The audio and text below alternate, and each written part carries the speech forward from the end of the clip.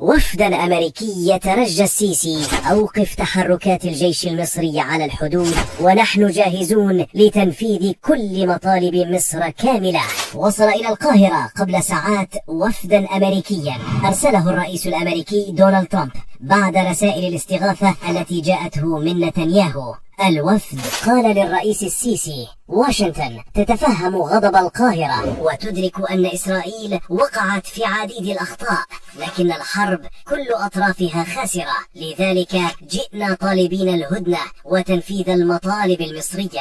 نتنياهو ورجاله في الموساد يعيشون أصعب أيامهم بعدما علموا بأن مصر لن تهدأ لطالما هذا الرجل مستمر. مصر ترى بأن نتنياهو صاحب سياسات استعمارية يطمع في الجيران ويمثل حلمه ومن معه خطرا على الشرق الأوسط عموما، ولم يعد مقبولا بقاؤه في السلطة. مصر قالت كلمتها: لو كانت إسرائيل تريد سلاما معنا فلنعد صياغة هذا السلام بصورة تناسب العصر وتحدياته وتحمي بلادنا من الأطماع الاستعمارية. أولا، نريد سلطة إسرائيلية غير متطرفة لا تطمح للخروج من مكانها شبرا واحدا. ثانيا، تعديل اتفاقية كامب ديفيد باتفاقية جديدة تقودها مصر وتحدد ملامحها. تسمح هذه الاتفاقية لجيش مصر بالانتشار في كل نقطة بسيناء وإقامة كل القواعد العسكرية التي يحتاج إليها لتأمين حدوده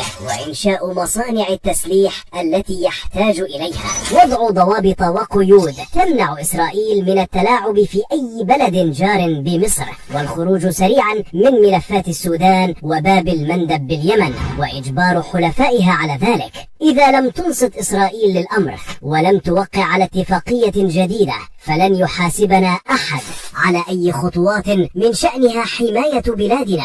وفود أخرى قادمة من أوروبا وروسيا والصين، وجميعها جاءت لتترجى مصر، وأخرى أكدت على دعمها الكامل لوقف مخططات التوسع الإسرائيلية. في القاهرة هناك إصرار كامل على عهد جديد يعيد إسرائيل إلى جحور الخوف والرعب، وصعود مصر كقائد رئيسي لمنطقة الشرق الأوسط ومعه حلفاء يتشاركون معه في نفس الأهداف.